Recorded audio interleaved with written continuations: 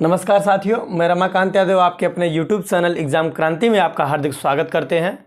आइएगा, ध्यान दीजिएगा मित्र, आज क्लास शुरू करने से पहले थोड़ी सी आपको सूचना बता दें। 2 दिन आपकी क्लास अव्यवस्थित थी। आइए यूपी टेट की मैं बात करता हूँ। यूपी टेट जो है, आज यूपी टेट को लेकर के केंद्रीय मंत्री रमेश पोखरियाल जी ने बहुत बड़ी घोषणा की है और इन्होंने कहा कि अब यूपी टेट 7 साल वैलिड न होकर के एक बार पास करने के बाद आजीवन वैलिड होगा, अर्थात यह हमेशा के लिए मान्य होगा। और मैं मित्रों आपको बता दूं कि यूपी टेट का एग्ज़ाम, ये जो यूपी टेट का एग्ज़ाम, इसका नोटिफिकेशन 15 से लेकर के 20 जून के अंदर किसी भी हर हाल में आ जाएगा। और जो सुपर टेट होगा, बिना यूपी टेट का सुपर टेट नहीं होगा। इस बात को आप याद रख लीजिएगा। कहीं फिर हमसे आप मिलिएगा, अगर सुपर टेट बिना यूपी टेट का हो गया तो हमसे आप कहिएगा क्या सर आपने क्या बताया था। 15 से 20 तारीख के अंदर यूपी टेट का नोटिफिकेशन आएगा और आपका जो एग्ज़ाम होगा मित्र, वो अगस्त लास्ट तक या सितंबर के फर्स्ट वीक तक बहुत लेटेस्ट आपका एग्ज़ाम हो जाएगा। ये जो सूचना है पूर्ण रूप से ऑथेंटिक है। आइए मैं अब आगे की तरफ बढ़ता हूँ, फिर लास्ट में आपको न्यूज़ बताऊँगा। चलिए, तो आप पढ़ाई में लग जाइए और खुशखबरी आपके लिए एक और होने वाली है कि अब आप ही लोग बताइएगा कि अगली क्लास कौन सी एक क्लास मुझे और लेनी है, वो किस विषय की शुरू करें। कुछ लोग कह रहे हैं सर संस्कृत शुरू करिए, कुछ लोग मैथ के बारे में कह रहे हैं, कुछ लोग पर्यावरण के बारे में कह रहे हैं और कुछ लोग हिंदी के बारे में कह रहे हैं। तो जिस हिसाब से कमेंट पड़ेगा उस हिसाब से मैं क्लास को लेना शुरू करूँगा। एक बहन ने चंदौली से फ़ोन करके कहा कि सर संस्कृत की क्लास लीजिए, मुझे संस्कृत बिल्कुल नहीं आता है। तो मैं उम्मीद करता हूँ कि जल्दी आपके सामने 1 या 2 दिन के अंदर जो है वो भी क्लास आपके सामने जाएगी। तो आप कमेंट के माध्यम से जरूर बताइएगा। आइए पढ़ाई की तरफ चलते हैं। इसके पहले वंशानुक्रम और जो है वातावरण की बात कर रहे थे। वंशानुक्रम को मैंने पढ़ा था, वातावरण को बिल्कुल नहीं पढ़ा था। वंशानुक्रम में थोड़ा सा बाकी है मित्र। पढ़ाई की बात से आते हैं, शुरू करते हैं। फ्रांसिस गाल्टन, ये इंपॉर्टेंट भी है, आप ध्यान दीजिएगा। फ्रांसिस गाल्टन, अच्छा एग्जाम में कहीं नाम इनका आएगा तो सिर्फ गाल्टन आएगा, तो फ्रांसिस नहीं आएगा। ये फ्रांसीसी मनोवैज्ञानिक थे, इसलिए मैंने फ्रांसिस गाल्टन लिख दिया। अब कहीं गाल्टन आ जाए तो ये दिमाग में बात है सर तो हमको गाल्टन पढ़ाया, फ्रांसिस गाल्टन करके आया है। सर ने हमको फ्रांसिस गाल्टन पढ़ाया है, यहाँ पे सिर्फ गाल्टन आया है। और गाल्टन सिर्फ पढ़ा हो तो कहीं यहाँ फ्रांसिस गाल्टन आ गया। तो ये फ्रांसिस के मनोवैज्ञानिक थे, ध्यान दीजिएगा। फ्रांसिस गाल्टन ने वंशानुक्रम के बारे में क्या कहा और उन्होंने थोड़ा सा अध्ययन किया और उनके कुछ वर्ड हैं, वो कुछ जनक किसी किसी की कहलाते, उसको मुझे ध्यान देना फैक्ट पर। आइए, सुजनन शास्त्र के जनक, सुजनन शास्त्र के जनक, आप भी लिखते चलिएगा, साथ में रिवीजन भी करते चलिएगा। फ्रांसिस गाल्टन को सुजनन शास्त्र का जनक कहा गया। और व्यक्तिक विभिन्नता आप बार बार पढ़ते आते हैं, बार बार व्यक्तिक विभिन्नता पढ़ते आते हैं। तो व्यक्ति विभिन्नता का इन्होंने पहले अध्ययन किया था सबसे पहले, और व्यक्ति विविधता का इन्हें जनक भी माना जाता है। आइए, जो आप पढ़ते व्यक्तिक विभिन्नता, बार बार आप पढ़ते व्यक्तिक विभिन्नता को, व्यक्तिक विभिन्नता, व्यक्तिक विभिन्नता के जनक, अर्थात व्यक्ति विभिन्नता की ये जनक। आइएगा, फिर तीसरा, ये भी इंपॉर्टेंट है मित्र, सांख्यिकी विधि के जनक। जो सांख्यिकी विधि के जनक, सांख्यिकी विधि के जनक। फिर आगे बढ़िएगा, ये इंपॉर्टेंट जो फैक्ट, इस लाइन को आप याद करिएगा। बुद्धि का पहला परीक्षण, अच्छा थोड़ा सा इसमें सुन लीजिएगा। बुद्धि का पहला अध्ययन किया है, परीक्षण नहीं, सॉरी, बुद्धि का पहला अध्ययन। अब अगला जो मैं नेक्स्ट वीडियो लेके आऊँगा वो बुद्धि पर ही होगा। आगे चलिएगा, हेरिडिटी जीनियस के लेखक, अर्थात अच्छा मित्र, आपको मैंने बताया था कि वंशानुक्रम का जो जनक किसे कहा जाएगा, गेगर जान मेंडल को। लेकिन वंशानुक्रम का सबसे पहले जो शब्द दिए थे यही थे, फ्रांसिस गाल्टन जी थे। आइएगा, वर्णांता, बुद्धि का पहला अध्ययन किया। फिर उसके बाद हेरिडिटी जीनियस के लेखक,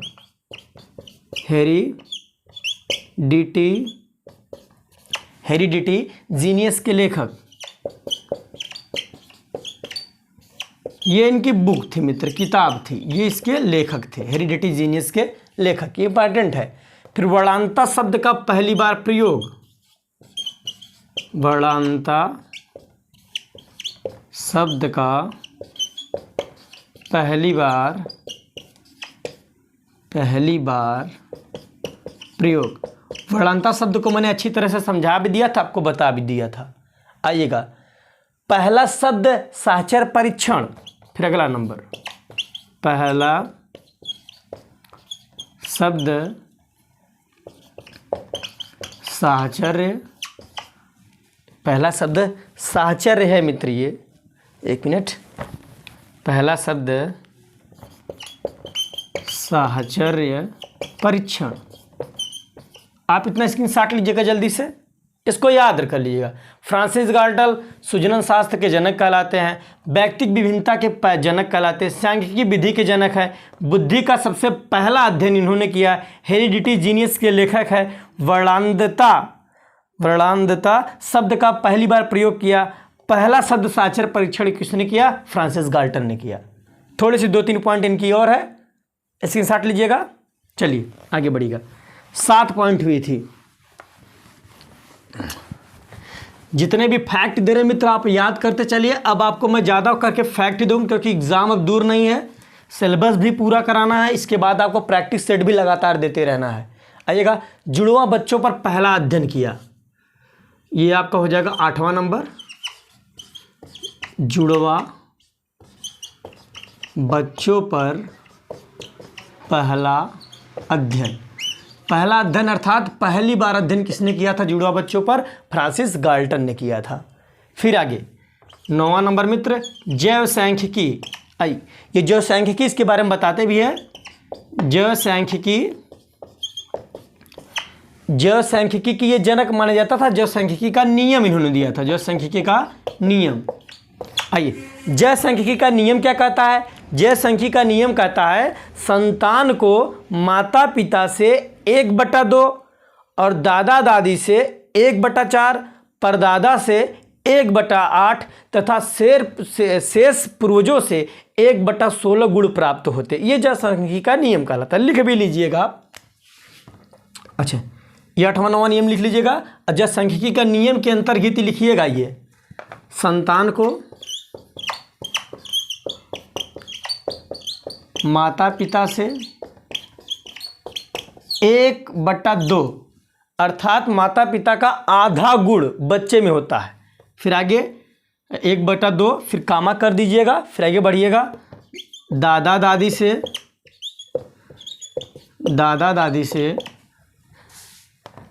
1/4, फिर कामा करिएगा, परदादा से 1/8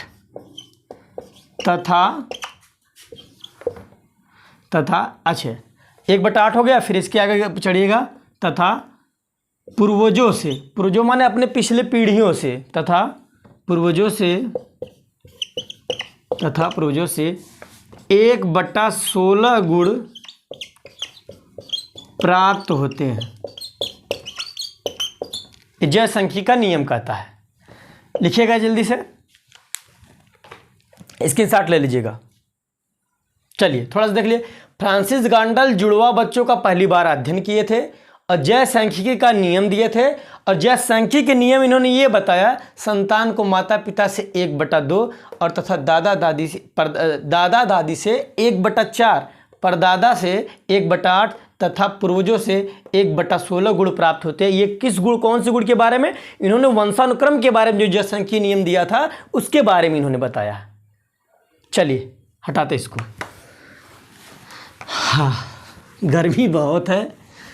आइए ध्यान दीजिएगा। अब मैं बढ़ता हूँ आगे। वंशानुक्रम इस तरफ से आपका पूर्ण रूप से समाप्त हुआ। अब बढ़ेंगे मित्र वातावरण की तरफ। आइएगा, वातावरण, ध्यान दीजिएगा। वातावरण को आप पर्यावरण भी कह सकते हैं। थोड़ा सा इसके बारे में भूमिका बनाते हैं, फिर शुरू करते हैं। 1 मिनट बने रहिएगा आप इसी तरह से।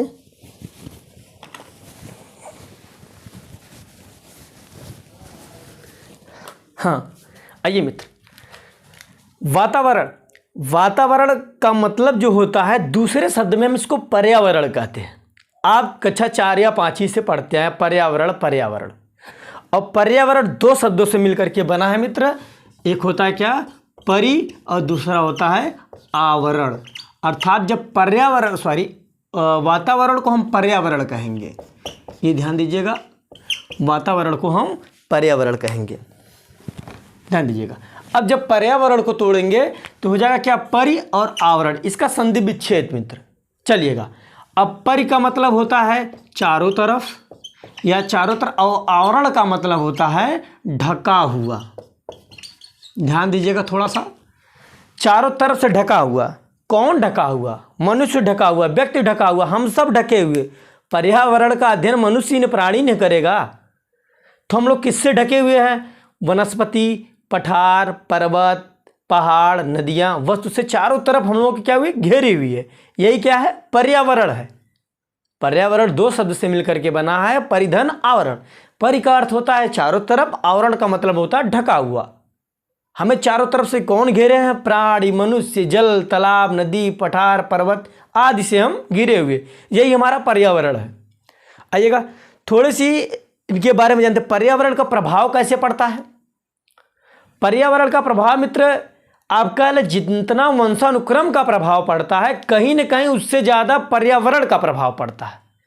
अगर हम बात करें शारीरिक प्रभाव पर, वातावरण का प्रभाव क्या पड़ता है,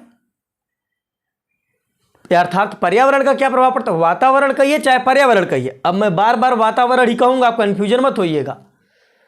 शारीरिक पर वातावरण का प्रभाव क्या पड़ता है? आप अभी वैकेंसी में सुनते हैं एक बरखा बटलिया करके, या फिर सुनते हैं कि जहाँ पे ग्रीष्म ऋतु ज़्यादा होती है वहाँ के लोग काले होते हैं। पर्यावरण का प्रभाव पड़ा कि नहीं पड़ा?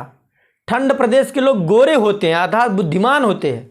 पर्यावरण का प्रभाव पड़ा कि नहीं पड़ा? ये पर्यावरण मतलब वातावरण, वातावरण का प्रभाव पड़ रहा है। और जहाँ ग्रीष्म ज़्यादा पड़ती, गर्मी ज़्यादा पड़ती, वहाँ के लोग थोड़े से अंडर साइज मतलब छोटे कद के लोग होते हैं गर्म प्रदेश में, और काले भी होते हैं, और अधिक क्रोधित गुस्सा वाले भी होते हैं। तो वातावरण का प्रभाव पड़ रहा है कि नहीं पड़ रहा है? पड़ रहा है। अब प्रजाति की श्रेष्ठता पर प्रभाव की बात करें मित्र, आपके पास पड़ोस में ही देखिएगा, कभी कभी गरीब घर के बच्चे को ऐसा वातावरण मिलता है, वो कठिन परिश्रम और मेहनत करके एक धनी व्यक्ति बन जाते हैं।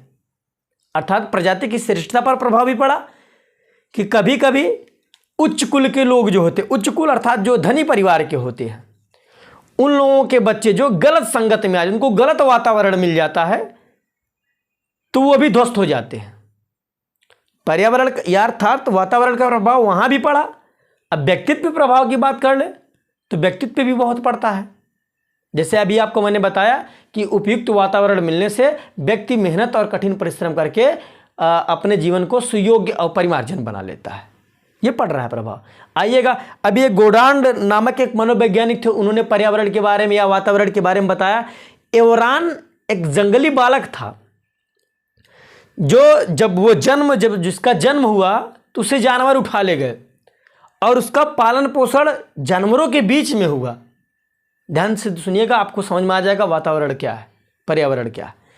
जब उसे जंगली जानवर उठा ले गए तो उनका पालन पोषण जो हुआ जंगली जानवरों के बीच में ही हुआ। जंगली जानवरों के बीच में हुआ तो वो जंगली जानवरों की तरह से बिहेव करना शुरू कर दिया, अर्थात उनकी तरह से चीखना शुरू कर दिया, बोलना शुरू कर दिया, अपने उन्हीं की तरह से चलना शुरू कर दिया।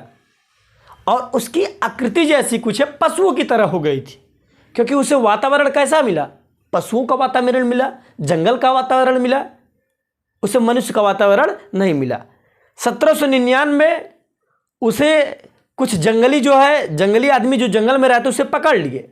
पकड़ने के बाद उसे लाए और बहुत कोशिश किया कि मैं इसे सभ्य बना लूंगा मनुष्यों की तरह, लेकिन वो बनाने में क्या रहे? असफल रहे।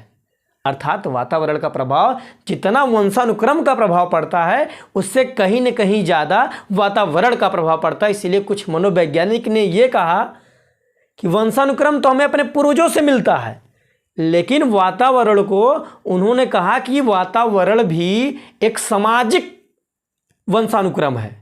वातावरण को सामाजिक वंशानुक्रम बता दिया। तो आइएगा, बढ़ेंगे मित्र, बने रहिएगा। आइए आज पूरा वातावरण को खत्म करते हैं।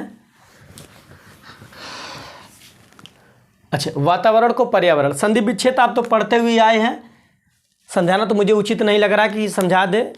देख लीजिए, पर्यावरण जो है दो शब्द से मिलकर के बना है, एक परि और एक आवरण होता है। लिख दे रहे हैं भाई, एक परि होता है और दूसरा क्या हो जाएगा, आवरण।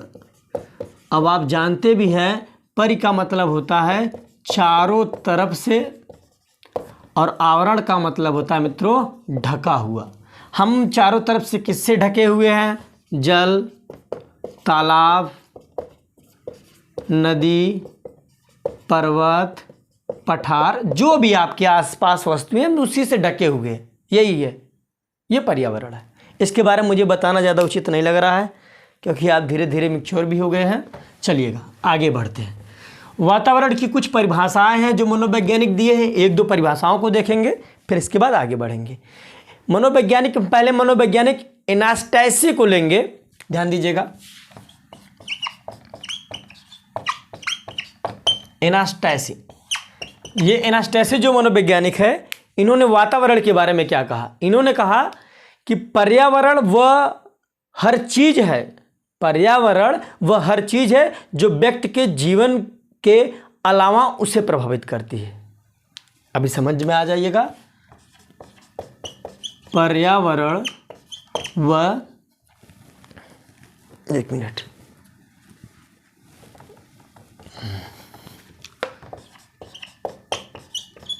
पर्यावरण वह चीज़ है, वह हर चीज़ है, लिखिए ऐसे, वह हर चीज़ है। बहुत इंपॉर्टेंट परिभाषा है इनकी, और ये कथन में क्या कहें अभी पूरा आपको खुद समझ में आ जाएगा। पर्यावरण वह हर चीज़ है जो व्यक्ति के जीवन के अलावा उसे प्रभावित करती है। जो ये व्यक्ति है भाई, जो व्यक्ति के जीवन के अलावा उसे प्रभावित करती है या करते हैं, दोनों कलर से करती है। ध्यान दीजिएगा, जो एनास्टैसी थे, एनास्टैसी ने कहा पर्यावरण वह हर चीज़ है। यह अपने आप में बहुत बड़े मायने रखता है, ये बहुत बड़ी बात है मित्र, अपने आप में बहुत बड़े मायने रखता है। ये पर्यावरण वह हर चीज़ है, मतलब कि पर्यावरण को सब कुछ उन्होंने कह दिया, वंशानुक्रम से ज़्यादा महत्व किसको, वातावरण को। अर्थात वातावरण वह हर चीज़ है, अर्थात पर्यावरण भी आप कह सकते हैं। वातावरण उन्होंने कहा था पर्यावरण वह हर चीज़ है जो व्यक्ति के जीवन के अलावा, अर्थात उसके जीवन से ही नहीं उसे प्रभावित करती है, जीवन के अलावा अर्थात सभी पक्षों को प्रभावित करती है, चाहे वो कौन सा पक्ष हो, चाहे प्रजाति का पक्ष हो, चाहे व्यक्तित्व का पक्ष हो, चाहे सामाजिक पक्ष हो, चाहे मानसिक पक्ष हो। ये इन्होंने अपने ही परिभाषा में सब कुछ कह दिया जिसे जीवन के अलावा उससे प्रभावित करती है। ध्यान दीजिएगा, स्क्रीनशॉट ले लीजिएगा। ठीक, आगे बढ़ेंगे। अब एक मनोवैज्ञानिक और लेते हैं। अब जो आपके दूसरे मनोवैज्ञानिक होंगे मित्र, वो हो जाएंगे आपके जिसबर्ड। जिसबर्ड के अनुसार हम वातावरण को देखेंगे या पर्यावरण को देखेंगे, दोनों बातें की, वातावरण कहिए चाहे पर्यावरण, मैं बार बार कह रहा हूं। जिसबर्ड के अनुसार,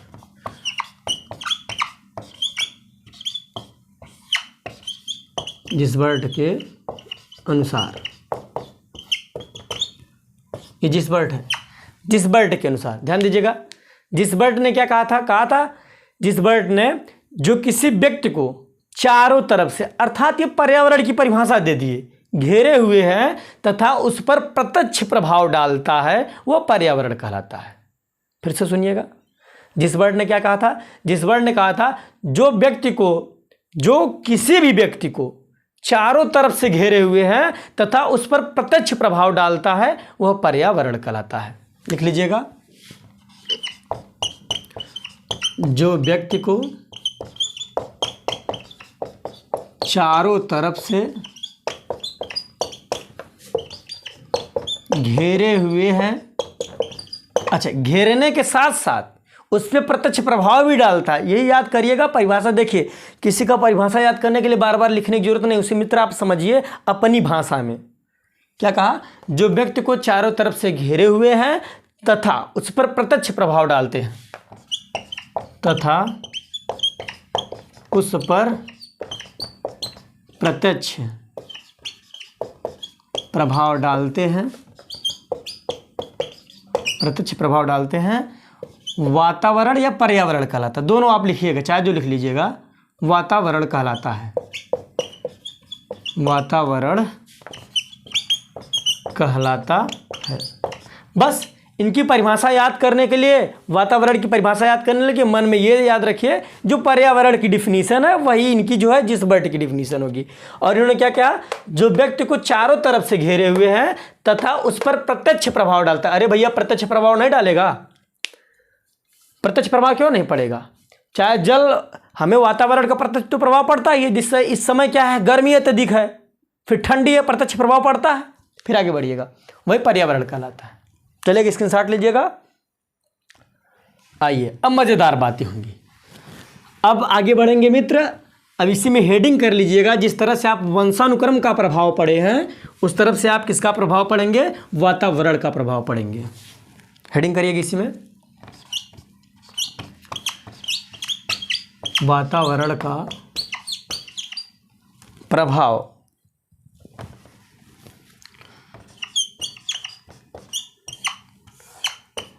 आइएगा, वातावरण का प्रभाव कैसे पड़ेगा, और इसमें पहली हेडिंग डाल लीजिएगा शारीरिक पर प्रभाव या शारीरिक अंतर पर प्रभाव। शारीरिक प्रभाव बॉडी पर कैसे पड़ेगा, ध्यान दीजिएगा। शारीरिक प्रभाव कैसे पड़ता है? अच्छा, अभी मैंने एग्जाम्पल दिया था कि पहाड़ी क्षेत्र में रहने वाले लोगों का कद छोटा होता है, और जबकि मैदानी क्षेत्रों में रहने वाले लोगों का कद, शरीर जो लंबा होता है और गठीला होता है। ध्यान दीजिएगा।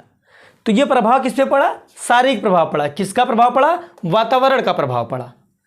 आइएगा, इसमें लिखिएगा। इसमें मैंने आपको क्या बताया, उदाहरण एक एक उदाहरण आप लिखते चलिए। उदाहरण तो कई है, लेकिन आपको समझना है मित्र।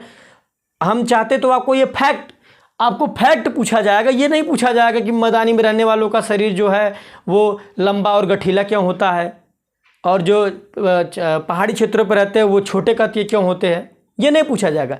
इससे पढ़ने से आपकी समझ विकसित होनी चाहिए कि हमें अपने बच्चों का लालन पालन कैसा करना, उनको प्रभाव कैसे पड़ेगा उनके व्यक्तित्व पे, ये इंपॉर्टेंट बात है। चलिएगा, इसमें लिखिएगा पहाड़ी क्षेत्रों में रहने वाले, पहाड़ी क्षेत्रों में रहने वाले व्यक्ति का, पहाड़ी क्षेत्रों में रहने वाले व्यक्ति का अर्थात रहने वाले लोगों का लिख लीजिए, व्यक्ति मत लिखिए, सब पर प्रभाव पड़ता है। पहाड़ी क्षेत्र में रहने वाले लोगों का, प्राणी पर भी प्रभाव पड़ता है। रहने वाले लोगों का कद मतलब, कद का मतलब हाइट होता है, लेंथ, ऊंचाई जो होती है उनकी ऊंचाई को ही हाइट कहते हैं। रहने वाले लोगों का कद कम होता है। कम अर्थात जैसे हमारे यहाँ लोग हैं उत्तर प्रदेश में, उसकी अपेक्षा से कम होता है, जैसे भारत में लोग हैं। फिर आगे चलिएगा, कम होता है जबकि मित्र, जबकि मैदानी क्षेत्रों में रहने वाले लोगों का कद लंबा तथा गठीली शरीर होती है। किसके कारण मित्र? वातावरण के कारण। तो शारीरिक प्रभाव पड़ा कि नहीं पड़ा? आइए, पहाड़ी क्षेत्रों में रहने वाले लोगों का कद कम होता है, अर्थात हम लोगों की अपेक्षा औसत, जबकि मैदानी क्षेत्रों में रहने वाले लोगों का कद लंबा एवं गठीला होता है या गठीला होती है। स्क्रीनशॉट लीजिएगा। चलिए आगे बढ़ते हैं। ये शारीरिक प्रभाव नंबर 1 हो गया। अब इसी में नंबर 2 करके डालिएगा मित्र। नंबर 2 प्रजाति की श्रेष्ठता पर प्रभाव। अच्छा, प्रजाति की श्रेष्ठता का प्रभाव जाति से मत ले लीजिएगा, प्रजाति की श्रेष्ठता पर प्रभाव। नंबर 2 हेडिंग डालिएगा, प्रजाति की श्रेष्ठता पर प्रभाव। आइए इसको समझते हैं। प्रजाति की श्रेष्ठता पर प्रभाव कैसे पड़ेगा, ध्यान दीजिएगा। एक महान जो व्यक्ति का पुत्र हो, किसी महान घर का लड़का हो, जन्म जिसका हुआ हो, और उसे ऐसी जगह छोड़ दिया जाए जहाँ पे उसे शैक्षिक, सामाजिक और सामाजिक के साथ साथ सांस्कृतिक वातावरण न मिले जो समाज में मान्य है। अगर ऐसा वातावरण नहीं मिल सकता तो वो एक महान पुत्र का बच्चा हो, एक महान पिता का पुत्र का बच्चा होते हुए भी उसका जो है श्रेष्ठता प्रजा श्रेष्ठी का नहीं होगा, अर्थात वह निम्न श्रेष्ठी का हो जाएगा। थोड़ा सा 1 मिनट मित्र, गर्मी बहुत ज़्यादा है।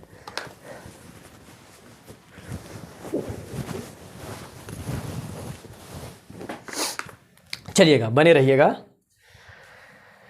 एक महान व्यक्ति के पुत्र को ऐसी जगह छोड़ दिया जाए जहाँ पे शैक्षिक मतलब क्या, पठन कार्य जो हो, और सांस्कृतिक जो समाज में चलता हो, जो समाज में जहाँ आचरण, व्यवहार, बिहेवियर, बात सिखाए जाते हैं, वो जो समाज में मान्य नहीं हो, जो समाज में माना जाता हो, शैक्षिक, सांस्कृतिक एवं सामाजिक वातावरण उपलब्ध न हो, तो वो अपने पिता की तरह महान बनना उसका संभव नहीं है। अर्थात क्या, वंशानुक्रम से ज़्यादा वातावरण का भी वैल्यूएशन है।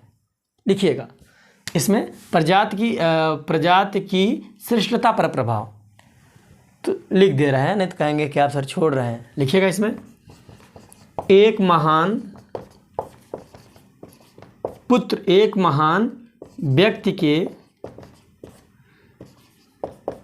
पुत्र को, एक महान व्यक्ति के पुत्र को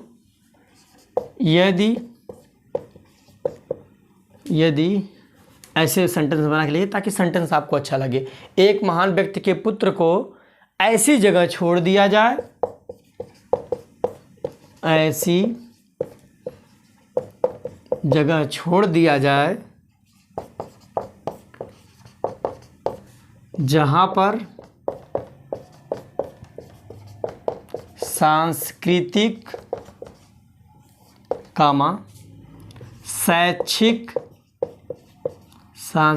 शैक्षिक, सामाजिक वातावरण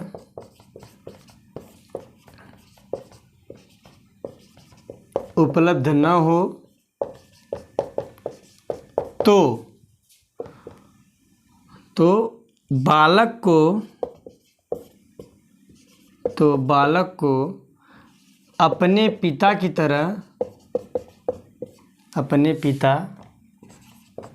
तरह महान बन पाना असंभव है। अब आपको समझ में आ गया होगा। चलिए, इसीलिए कहा जाता है 2 रोटी कम खाओ, अपने बच्चों को जरूर पढ़ाओ और उचित संगत दीजिए, उचित वातावरण दीजिए, उचित समाज में बच्चे जाए, नहीं बच्चे जो है कुसामाजिक हो जाएंगे। सांस्कृतिक, शैक्षिक, सामाजिक, याद रखिएगा मित्र, आप भी अपने घर के बच्चों को उचित वातावरण दीजिएगा। चलिएगा, इसका स्क्रीनशॉट ले लीजिए, आगे बढ़ेंगे। फिर हम उम्मीद करते हैं कि आप नोट्स बनाते चल रहे हैं और नोट्स जैसे जैसे लेक्चर आपका जा रहा है, इसको नोट्स आप अच्छी तरह से बनाते चलिए और वीडियो आपकी प्लेलिस्ट में नहीं, वीडियो प्लेलिस्ट में हो जाएगी। चलिए, ये हो गया। फिर आगे बढ़ेंगे, चलेंगे, आगे बढ़ते हैं। अब बात करें व्यक्तित्व पर प्रभाव। व्यक्तित्व पर बच्चे का कैसे प्रभाव पड़ता है, वातावरण का प्रभाव बच्चे पर कैसे पड़ता है, ध्यान दीजिएगा। व्यक्तित्व पर प्रभाव,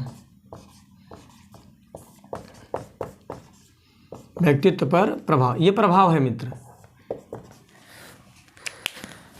चलिए फिर से कर दे रहे हैं प्रभाव। आइएगा, इस पे क्या प्रभाव पड़ेगा। इसमें कहा गया वंशानुक्रम की अपेक्षा अधिक वातावरण का प्रभाव पड़ता है। किस पे, व्यक्तित्व पर। अब आप अपने गांव में एग्जाम्पल देखे होंगे कई बार, उदाहरण जो है गरीब घर में बच्चा पैदा होता है, लेकिन उसे उपयुक्त वातावरण अर्थात उसकी जो संगत होती है अच्छे लोगों से हो जाती है और वो उस संगत में रह करके कठिन परिश्रम करके मेहनत करके अपने व्यक्तित्व का निर्माण करके महान पुरुष बन जाता है।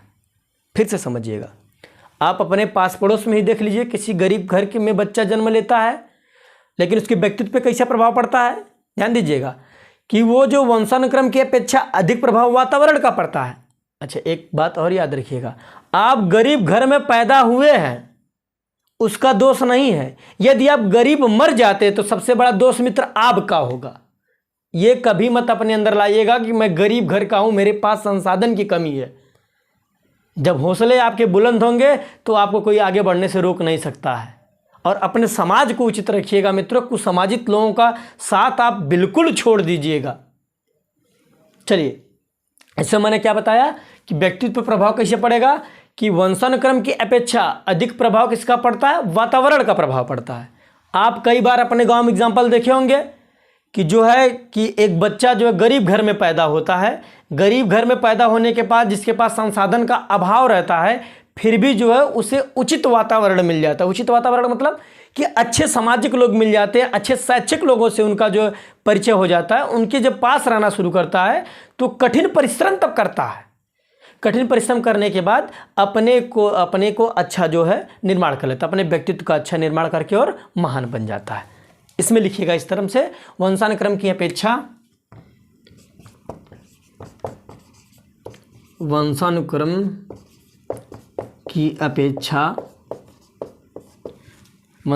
की अपेक्षा वातावरण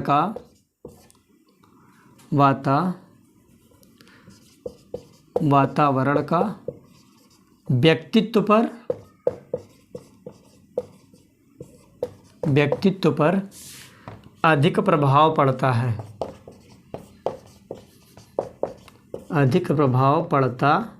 है। आइएगा, इसमें एग्जाम्पल में लिख लीजिएगा, नीचे करके ऐसे लिखिएगा, अधिकांश प्रायः देखने को मिलता है। आप कभी किताबी भाषा में मत जाइएगा, अपनी तरफ से नोट्स बनाइए, अपने भाषा की नोट्स बनाइए।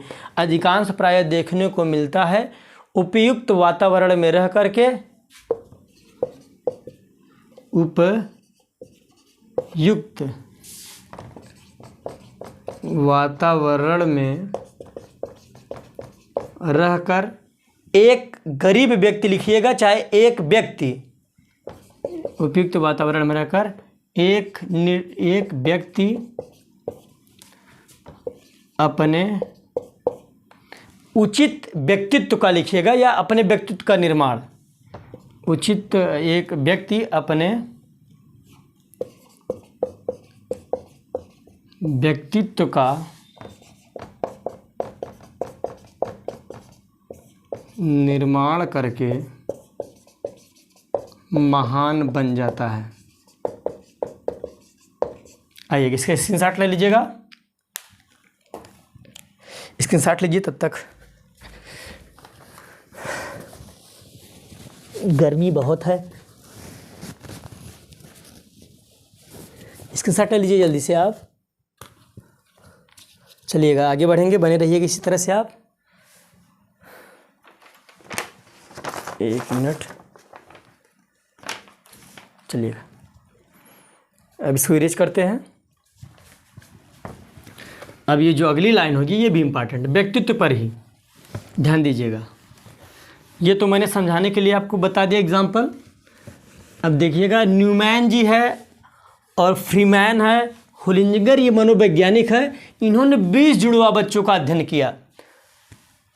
मनोवैज्ञानिक कौन कौन? न्यूमैन है, फ्रीमैन है, होलिंजिगर ने इस बात को लेकर के कि व्यक्तित्व को साबित करने के लिए कि व्यक्तित्व का प्रभाव कैसे पड़ता है, वातावरण का प्रभाव व्यक्तित्व पे कैसे पड़ जाता है, इस बात को लेकर के साबित करने के लिए उन्होंने 20 जुड़वा बच्चों का अध्ययन कर लिया। 20 जुड़वा बच्चों का अध्ययन किया। कुछ बच्चों को उन्होंने गांव के पोल्ट्री फार्म अर्थात जहाँ पे मुर्गी रहती थी उस फार्म पर रख दिया और कुछ बच्चों को गांव में रख दिया। ध्यान दीजिएगा, अभी आप समझ जाएंगे। और फिर जब वो कुछ दिन बाद जब बड़े हो गए तब उनका अध्ययन किया तो ये देखा गया जो फार्म पे रहने वाला बच्चा था वो कैसा था, वो अशिष्ट था। अशिष्ट आप अच्छी तरह से जानते हैं मित्र, फार्म पे रहने वाले बच्चे वहाँ पे कैसे लोग आकर के किस तरह से बात करते हैं। तो बच्चे का दोष वहाँ पे नहीं है, वातावरण का दोष है कि फार्म पे आने के बाद अशिष्ट तरीके से लोग बात करते हैं। तो बच्चा अशिष्ट था और चिंताग्रस्त था और बुद्धिमान भी था। बुद्धिमान था क्योंकि भाई वहाँ पे लेन देन करते करते तमाम प्रकार के व्यक्ति आते थे, इसलिए वो बुद्धिमान था। अब फिर उसी की विपरीत देखिएगा, जिस बच्चे को गांव में रखे थे उसका जब अध्ययन किया गया तो बच्चा शिष्ट पाया गया और चिंता मुक्त बालक था और अधिक बुद्धिमान भी था। जो पोल्ट्री फार्म पे बच्चा रहता था उससे ज़्यादा अधिक बुद्धिमान गांव का बच्चा था। तो ये समझ में आ गया होगा आपको कि वातावरण का प्रभाव कैसे व्यक्तित्व पर पड़ता है। कौन कौन मनोवैज्ञानिक थे, ध्यान दीजिएगा, इसको आप लिख लीजिएगा। न्यूमैन, एक मिनट,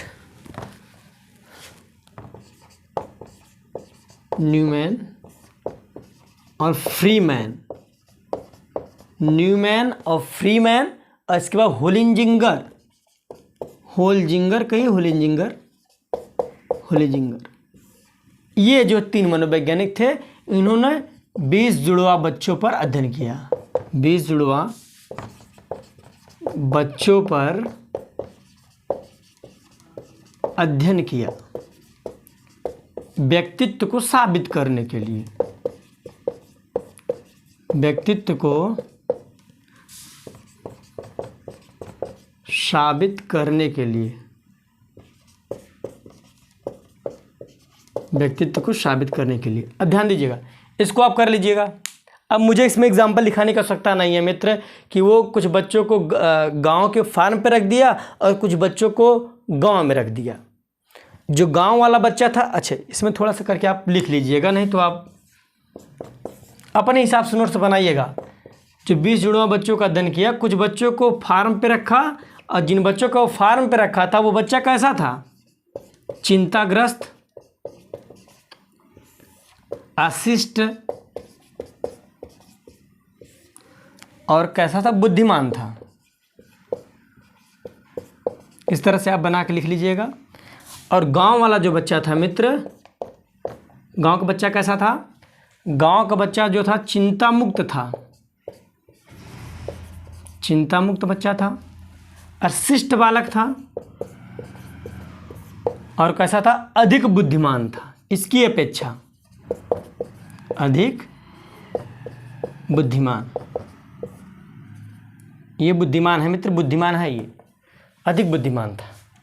अब मुझे इसमें लिखाने की ज़रूरत नहीं है कि वो गांव के फार्म पे रखा, सेंटेंस में वाक्य लिखा है, आप समझदार। फार्म पे बच्चे को जो रखा वो चिंताग्रस्त, अशिष्ट और बुद्धिमान था, लेकिन जो गांव वाला बच्चा था वो चिंता मुक्त, शिष्ट और अधिक बुद्धिमान था।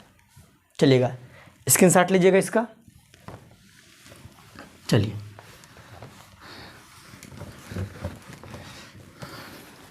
अब आगे बढ़ेंगे, थोड़ा सा और है। व्यक्तित्व का प्रभाव ये खत्म हुआ कि व्यक्तित्व पर बच्चों का, वातावरण का प्रभाव व्यक्तित्व पर कैसे पड़ता है।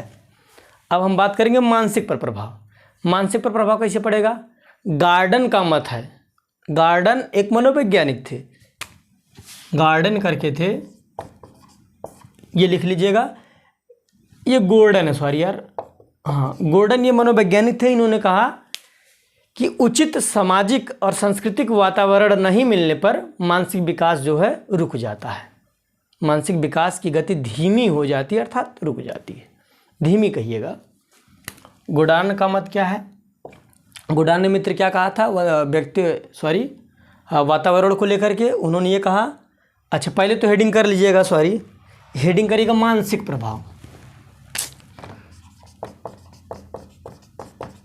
मानसिक प्रभाव करके तब लिखिएगा गोर्डन का मत, गोर्डन का मत। गोर्डन ने अपने मत में क्या कहा था उचित सामाजिक और सांस्कृतिक वातावरण नहीं मिलने पर मानसिक विकास की गति धीमी हो जाती है। उचित सामाजिक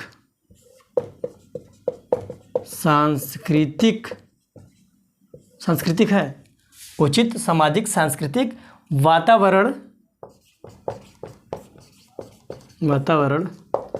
न मिलने पर मानसिक गति धीरे पड़ जाती है। वातावरण न मिलने पर मानसिक गति धीरे पड़ या धीमी लिखिएगा, धीमी पड़ जाती है। ये हो गया। चलिएगा, इस तरह से आपका जो व्यक्तित्व पर प्रभाव वातावरण का प्रभाव जो था ये पूरा हुआ, वातावरण भी पूरा हुआ, वंशानुक्रम भी पूरा हुआ। अपनी तरफ से मैंने भरसक प्रयास किया, कुछ छोड़ूं ना, आपको पढ़ाऊं। लेकिन मित्र ध्यान दीजिएगा, और जो चीज़ छूटी हुई है कहीं कहीं उसे मैं प्रश्न में ले लूँगा जब मैं प्रैक्टिस सेट कराऊँगा। आप प्रैक्टिस सेट मिस मत करिएगा मित्र। चलिएगा, अब थोड़ा सा और सुन लेते हैं इसके बारे में। और आपको मैंने बताया था कि बालक पर जो प्रभाव पड़ा था कि एक जो है एवरान जब पैदा हुआ तो उसे जंगली पशु उठा ले गए। जब उसे जंगली पशु उठा ले गए मित्र, तो उनका पालन पोषण पशुओं के बीच में हुआ। 1799 से कुछ जंगली शिकारी जो होते हैं उसे पकड़ते हैं, पकड़ के लाने के बाद उसे बहुत प्रयास करते हैं कि मैं इसे मानव की तरह बनाऊं, मानव सभ्य की तरह बनाऊं, लेकिन वो असंभव विफल होते हैं, क्योंकि उसका जो है पूरा भरण पोषण जन्म से ही हुआ था और वो किशोरावस्था से आरंभ मतलब 12 वर्ष तक का वहाँ पे हो गया था और वो नहीं बन सका। तो अर्थात बालक पर जो है वातावरण का प्रभाव बहुमुखी प्रभाव पड़ता है। वो शारीरिक प्रभाव, मानसिक प्रभाव, सामाजिक प्रभाव, संवेगात्मक प्रभाव, सभी प्रभावों को ये जो है क्या करते हैं, वातावरण क्या करते हैं, इस पर प्रभाव पड़ता है। कैसे? जैसे एग्जाम्पल मैंने दिया, तो एवरान जो था पशुओं की तरह बोलता भी था, पशुओं की तरह उसका दिमाग हो गया था, पशुओं जैसा उसका समाज हो गया था, तो सब जगह प्रभाव पड़ा। आइएगा फिर अब मित्र आपको मैं सूचना बता दूं, यूपी टेट जो होगा एग्ज़ाम, ये 15 जून से लेकर के 20 जून के अंदर इसका फॉर्म फिलअप करने का नोटिफिकेशन आ जाएगा। और इसका जो एग्ज़ाम होगा अगस्त के लास्ट वीक में या सितंबर के फर्स्ट वीक में एग्ज़ाम होगा। और उसके 1 महीने बाद आपका जस्ट सुपर टेट का नोटिफिकेशन आएगा। टेट का रिजल्ट होने के बाद नवंबर में आपकी सुपर टेट अर्थात भर्ती मित्र, याद रखिएगा ये सूचना गलत नहीं है। चलिएगा आगे बढ़ेंगे। बस मित्र आज की क्लास में इतना ही, और आपसे गुजारिश है, मैं इतनी गर्मी में आपके लिए इतना मेहनत कर रहा हूँ, आपका भी फर्ज बनता है इस क्लास को अपने साथियों तक पहुँचाएं। धन्यवाद साथियों, जय हिंद।